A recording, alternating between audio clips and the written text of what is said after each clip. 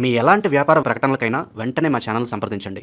ప్రస్తుతం మనతో పాటు ప్రముఖ ఆధ్యాత్మికవేత్త ఆస్ట్రో న్యూమరాలజర్ జయప్రద గారు మనతో ఉన్నారు. మేడం గారితో మాట్లాడేద్దాం. నమస్కారం మేడం. నమస్తే అమ్మా. శ్రీమాత్రే నమః. మేడం, 2025 బాగా కలిసి వచ్చిన వాళ్ళలో, అలాగే విశేషమైన ఫలితాలు అందుకున్న వాళ్ళలో వృషభ రాశి వాళ్ళు ముందు వరుసలో ఉంటారని చెప్పుకోవచ్చు. మరి 2026 వీళ్ళకి ఏ విధంగా కలిసి రాబోతుంది? ఓవరాల్గా హిట్టా ఫట్టా ఏ విధంగా ఉండబోతుంది? సంవత్సరం అంతా కూడా ఎటువంటి జాగ్రత్తలు తీసుకోవాలి? తప్పకుండా వృషభ రాశి వాళ్ళకి 2026 కొన్న కలిసి వస్తుంది. ఎందుకంటే వీళ్ళకి లాభస్థానంలో శనేశ్వరుడు, దశమస్థానంలో రాహువు, లాభస్థానంలో శనేశ్వరుడు. శని రాహువులు ఇద్దరు కొన ఇచ్చే ఫలితాలు ఎప్పుడు కొన ఒకేలాంటి ఫలితాలు ఇస్తారు. అయితే రాహు దశమస్థానంలో ఉండడం వల్ల కాస్తంత వీళ్ళకి ఏదో ఉద్యోగంలో పెద్ద లాభాలు వస్తాయి, ఇంకో వేరే ఉద్యోగానికి వెళ్ళచ్చు, కొత్త వ్యాపారం చేసుకోవచ్చు అని ఒక ఊహల్లోకి వెళ్ళి తేలడం తప్ప అది పర్సనల్ జరగదు. ఎందుకంటే ఇక్కడ లాభస్థానంలో శనేశ్వరుడు ఉన్నప్పుడు మనకి ఏదైతే కర్మ ఏదైతే ఉందో దాన్ని అనుభవించాలి. అయితే ఏంటంటే ఇక్కడ లాభంలో ఉన్నారు కదా, మనకి ఆయన కర్మ ఎందుకు అనిపిస్తుంటే ఆయన కర్మాధిపతి, కర్మకి అధిపతి కనుక ఆయన ఎటువంటి కర్మలైనా మనం అనుభవించాల్సింది. అది మంచి కర్మైనా చెడు కర్మైనా అనుభవించాల్సింది. సో మంచి కర్మలు ఏమున్నాయి ఆయన లిస్ట్ అవుట్ చేస్తాడు. ఆ లిస్ట్ అవుట్లో మనకి ఈ ఉద్యోగంలోనే సుఖం ఉంది, ఈ ఉద్యోగం చేయాలనుకున్నాళ్ళు ఇంకా వీళ్ళు పెద్ద ఉద్యోగానికి వెళ్ళే అవకాశం లేదనుకోండి, వీళ్ళు మాయలో పడి ఆ ఉద్యోగంకి వెళ్ళడం, అక్కడ రాకపోవడము, మళ్ళీ వెనక్కి రావడం, మళ్ళీ ఈ ఉద్యోగాన్ని బతిమాలి ఉండడం అని జరుగుతుంది. అందుకేనంటే ఉన్నవాళ్ళు ఉన్న స్థానంలోంచి బయటికి వెళ్లకుండా ఉంటే చాలా మంచిది. మారాలి అనుకుంటే జన్మ జాతకాన్ని పరిశీలించుకోవాలి. ఎందుకంటే జాతకంలో అలాంటి యోగాలు ఉన్నా, ఒకవేళ వాళ్ళకి గ్రహస్థితి అనుకూలంగా ఉన్నప్పుడు మార్పులు అనేవి జరుగుతాయంటే, గ్రహస్థితి గోచారీత్యా వాళ్ళకి 50% బాగుంది కనుక మిగతా 50% వాళ్ళ జాతకంలో బాగుంటే ఖచ్చితంగా మీరు అన్నట్టు కొత్త కొత్త నిర్ణయాలు తీసుకొని కొత్త వ్యాపారాల్లోకి వెళ్ళే అవకాశం ఖచ్చితంగా ఉంటుంది. అయితే మనం తీసుకోవాల్సిన విషయాల్లో ఏంటంటే సంవత్సర ఫలితాల్లో గురువు, శనేశ్వరుడు, రాహు. అయితే రాహుకేతులు ఇద్దరు ప్రభావం అనేది మనం పక్కన పెడితే శనేశ్వరుడు ఒక లాభస్థానం ఉన్నారు. సో గురువు ద్వితీయ స్థానంలో ఉన్నప్పటికీ వీళ్ళకి అతిచారంలో కర్కాటకంలోకి వెళ్ళిపోతుంది. ఈ సంవత్సరం అంతా వీళ్ళకి గురువు అనే అనుగ్రహం అనేది చాలా తక్కువగానే ఉంటుంది. ఎక్కువ అనుగ్రహం ఉంటుందని చెప్పలేం. గురువు ఇచ్చే ఫలితాలు చాలా తక్కువగా ఉంటాయి.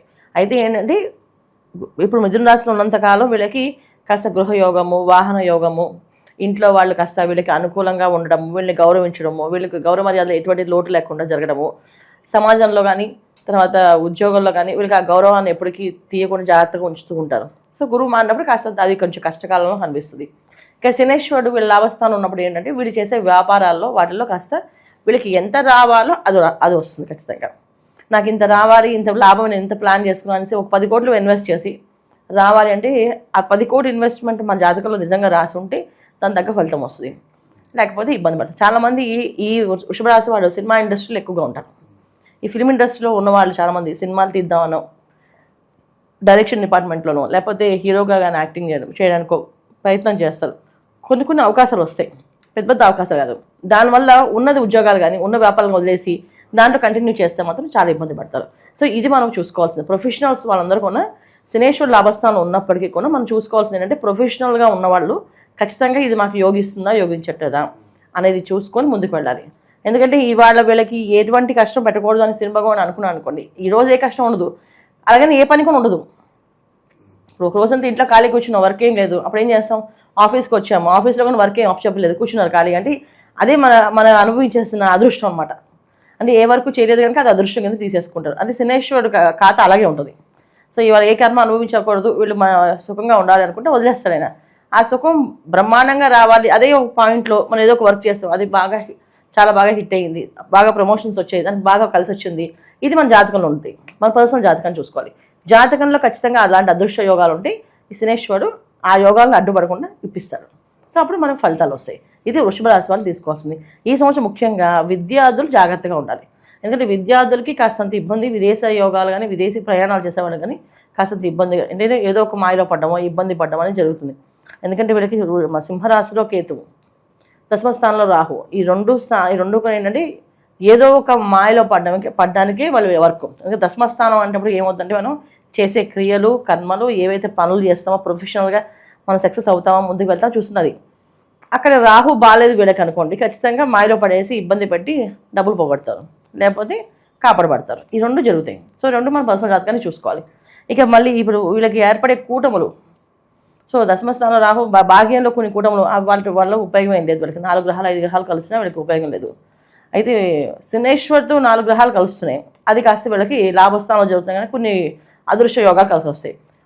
చాలామందికి సినిమాల్లో యాక్ట్ చేసే వాళ్ళకి ఆ సినిమా హిట్ అవ్వడము, డైరెక్షన్ ఛాన్సెస్ బాగా హిట్ అవ్వడము, అది ప్రొఫెషనల్గా టీవీ రంగంలో ఉన్న వాళ్ళకి ఆ ఛానల్ బాగా పాపులారిటీ రావడము, ఇలాంటి జరిగే అవకాశాలు ఉన్నాయి.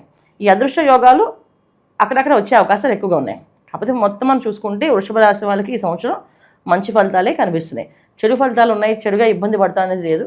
ఆరోగ్య విషయం కొంచెం జాగ్రత్తగా ఉండాలి. ఎందుకంటే గురువు 3వ ఇంట్లో ఉంటే మాత్రం కాస్త అనారోగ్య సమస్య, ఒక రకమైన గ్యాస్కి సంబంధించిన ఇబ్బందులు, ఆ తర్వాత మహిళలకైతే కాస్తంత శిరోవేదం అంటే తలనొప్పి, బ్యాక్ పెయిన్స్ వచ్చే అవకాశాలు ఉన్నాయి. కానీ జాగ్రత్తగా ఉండాల్సిన అవసరం ఖచ్చితంగా ఉంది. సో లాంగ్ టర్మ్ గోల్స్ పెట్టుకోవచ్చు అంటారా? ఈ సంవత్సరం నేను ఈ విధంగా వెళ్ళాలి, ఇలా సంపాదించాలి, ఇలా ఉంటే బాగుంటుంది, ఒక ప్రణాళిక రాసుకోవచ్చు అంటారా? ఖచ్చితంగా ఈ సంవత్సరం పెట్టుకుంటేనే వీళ్ళకి లాభస్థానం శనేశ్వరుడు దానికి ఒక ప్లానింగ్ ఇవ్వగలుగుతాడు.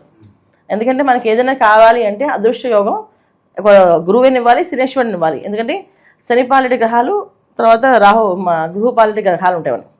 అంటే మనకి ఏంటంటే వృషభ రాశికి శనేశ్వరుడు యోగకారకుడు గురువు కంటే కూడా. సో అందుకని శనేశ్వరుడు మనకి ఖచ్చితంగా లాభస్థానం ఉన్నారు కనుక మనం ఖచ్చితమైన గోల్స్ పెట్టుకుంటే ఖచ్చితంగా హిట్ అయ్యే అవకాశాలు ఎక్కువగా ఉంటాయి. ఈ సంవత్సరం వ్యాపారాలు మొదలు పెడితే కలిసి వస్తాయి, వీళ్ళకి బాగా శుభ్రంగా చేసుకోవచ్చు. 2026లో కూడా మొదటి స్థానం వీళ్ళకే ఇస్తారా? అంటే విశేషమైన ఫలితాలు అందుకునే వాళ్ళలో అలా అని లేదు.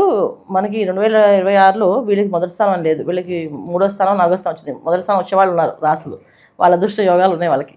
అయితే ఈ రాశి వాళ్ళకి మాత్రం 50% అదృష్టం ఉంది కనుక మిగతా 50% వాళ్ళ పర్సనల్ జాతకాల్లో, వాళ్ళు చేసే పూజా పునస్కారాల్లో, దాన ధర్మాల్లో. ఎందుకంటే ఈ సంవత్సరము 2026 మనం 8వ నెంబర్ కింద తీసుకుంటే శనేశ్వర అధిపతి 2 + 26 కలిపితే 1వ నెంబరు, అంటే రవి అనుగ్రహం, అంటే రవి ఒక పరిపాలన. అంటే రవి శనులు ఇద్దరు కూడా పడదు జనరల్గా. సో రవి పరిపాలన శనేశ్వర పరిపాలన ఎలా ఉంటుంది మనకంటే ఎప్పుడు కూడా సహాయం చేయడంలో, ధర్మంగా బతకడంలో రవి అనుగ్రహం ఎక్కువగా ఉంటుంది. ఇప్పుడు మనం ఎక్కువ రవి భగవాన్ ఒక అనుగ్రహం కావాలంటే మనం కొంచెం ధర్మంగా ఉండాలి, అప్పుడు ఆయన అనుగ్రహం వస్తుంది. అప్పుడు ప్రొఫెషనల్ మనకి సక్సెస్ అవుతాం. రవి అనుగ్రహం మనకి ఎందుకు అనుకోవచ్చు మీరు. రవి అనుగ్రహం ఉంటేనే ప్రొఫెషనల్గా వాళ్ళు సక్సెస్ అవ్వగలరు. ప్రొఫెషనల్ కెరియర్ కావాలి అనుకున్న వాళ్ళు ఎవరైనా సరే రవి భగవాన్ని పూజించాలి. అందుకే సూర్య భగవానికి పొద్దున్నే సూర్య నమస్కారాలు, సూర్య ఆరాధన చేయమని చెప్తాం. ఎందుకంటే వాళ్ళు ప్రొఫెషనల్గా ఎదగాలంటే. అలాగే శనేశ్వరుడు కర్మాధిపతి అయినా, సో ఎటువంటి కర్మలు మనకి మంచి కర్మలు ఎక్కడున్నాయో అనేది కూడా ఆయన ఇప్పించాలి. సో అందుకని ఆయన అనుగ్రహం కావాలి. సో వీళ్ళిద్దరినీ మన అనుగ్రహం కావాలంటే వీళ్ళు ఈ సంవత్సరం అంతా ఖచ్చితంగా ఏదో ఒక దానం చేస్తూ ఉండాలి. వాళ్ళు వచ్చిన దాంట్లో చారిటీ, ఖచ్చితంగా చారిటీ చేసుకుంటూ వెళితే వీళ్ళకి అదృష్ట యోగాలు కనిపిస్తాయి. చారిటీ ఎలా చేయాలి? ఎంతైనా చేయొచ్చు. మీరు డబ్బుగా చేయొచ్చు, అన్నదానం చేయొచ్చు, వస్త్రదానం చేయొచ్చు, గృహదానం చేయొచ్చు, తర్వాత వస్తుదానం చేయొచ్చు. లేదు మాకు ఏ దానాలు చేసే పరిస్థితి లేదు, మేము చాలా పేదవాళ్ళం ఏంటంటే చక్కగా గోశాలకు వెళ్ళి గోవు చుట్టూ ప్రదక్షిణాలు చేస్తూ గోవుకి రాసం పెడుతూ ఉండండి. మీకు దాంట్లో కూడా ఇబ్బంది ఏం కదా. కానీ ఎంతో కొంత చారిటీ ఈ సంవత్సరం వీళ్ళు చేస్తే వీళ్ళకి కలిసి వస్తుంది ఈ సంవత్సరం. అది వీళ్ళు చేస్తున్నారు. ఇంకా విశేషంగా సంవత్సరం మొత్తం చేసుకోవడానికి వీలుగా ఏదైనా పరిహారాలు ఉంటే తెలియచేయండి. సోమనాథ క్షేత్రం, సోమేశ్వర స్వామి ఆలయంకి, ఎందుకంటే గురువు అనుగ్రహం తక్కువగా ఉంది వీళ్ళకి కనుక మనకి జ్యోతిర్లింగాల్లో ఒక సోమనాథ క్షేత్రం అని చెప్పేసి ఆ క్షేత్రానికి వెళ్ళడము, సోమేశ్వరిని ఆరాధించడము, ఆ క్షేత్రంలో దర్శనం చేసుకుని అక్కడ ప్రదక్షిణాలు చేయడము, అక్కడ హాయిగా నిద్ర చేయడం చేస్తే వీళ్ళకి విశేష ఫలితాలు వస్తాయి. అలాగే ప్రతి సోమవారం అభిషేకం, ఖచ్చితంగా శివాలయానికి వెళ్ళి అభిషేకం చేయించుకుంటూ ఉంటే కూడా మంచి ఫలితాలు ఉంటాయి. కుదిరితే ఇంట్లో రుద్రాభిషేకం చేయించుకోండి, అది ఇంకా చాలా విశేష ఫలితాన్ని ఇస్తుంది. ఇది ధన్యవాదాలు మేడం. నమస్తే, శ్రీమాత్రే నమః.